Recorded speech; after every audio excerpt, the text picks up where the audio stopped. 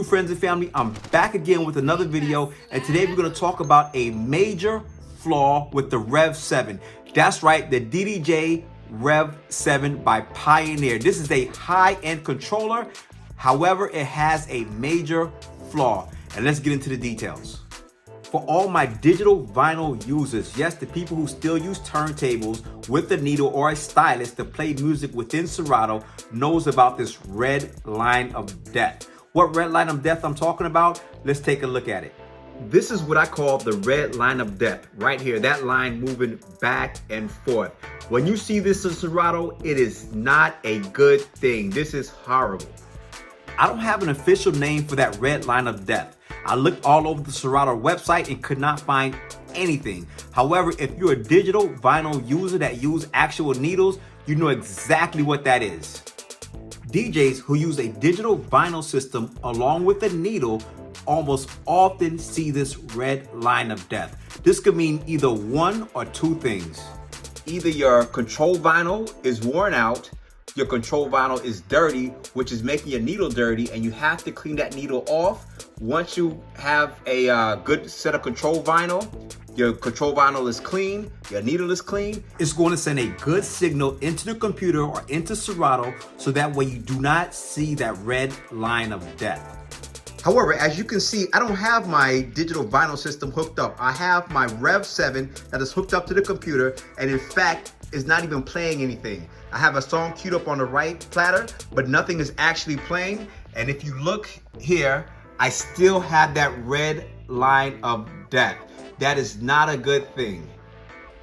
For my digital vinyl users, that red line of death means your music is about to either be distorted or even stop completely. You do not want to see high levels of that red line when you're using a digital vinyl system.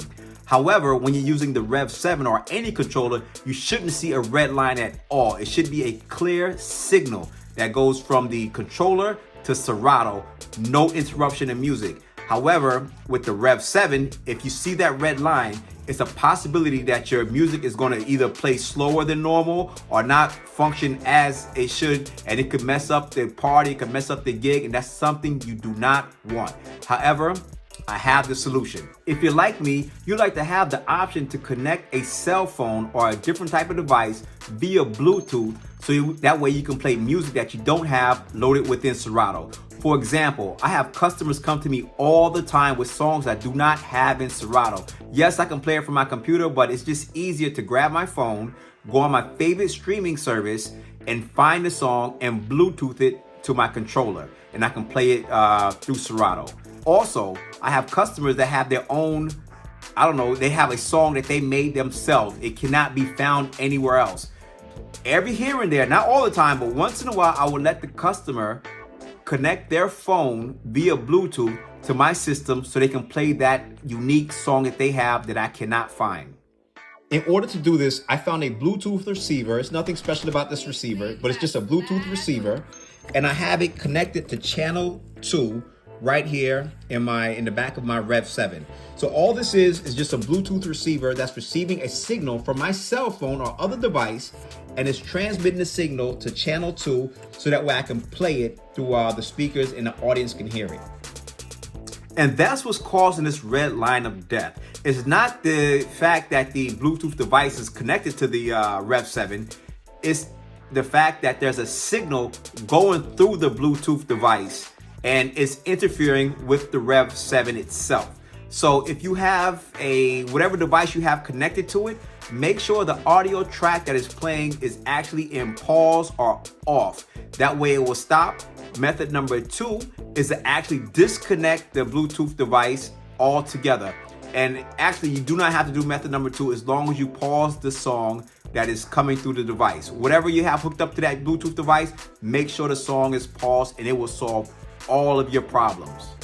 All right, so just to provide a concrete example of what I'm talking about, right now, my Rev7 is in through, as you see right here, and I'm playing via Bluetooth through my iPad.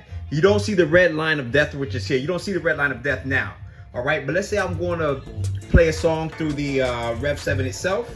I'm gonna put it on channel B, and you see that red line of death, it immediately popped up because this is still on. But as soon as I push pause, the red line is gone. Your issues are solved.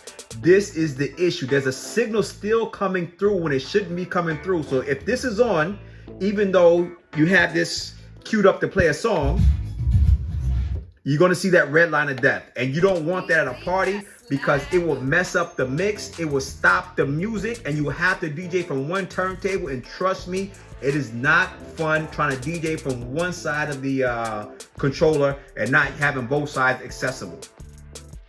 Just to reiterate, if you're having an issue like this and you're using the Rev7, that means you have a signal coming in through one of your channels, either channel 1 or channel 2. And in my case, I have my Bluetooth connected to channel 2, and I'm transmitting a signal from here, although you can't hear it because it's slated for the computer. If I turn it here, now you're gonna hear the song.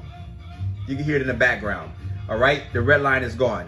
However, if this red line is here and you're ready to DJ, make sure the device that is transmitting the signal to your Bluetooth is off. Put it on pause. You will not have this issue. So that's it for today's video. I hope you find it helpful, or for those who are thinking about buying the Rev7, I hope it helps you make an informed decision. I think it's a great controller. However, that is a major flaw, but there's workarounds, and if I have to go back and do it again, I will still buy the Rev7. I just want people to know exactly what they're getting into, so that way if you're in a gig, you're DJing, your controller starts messing up, you see that red line of death, you know exactly what to do. So anyways, I hope you liked the video, and I'll see you again soon.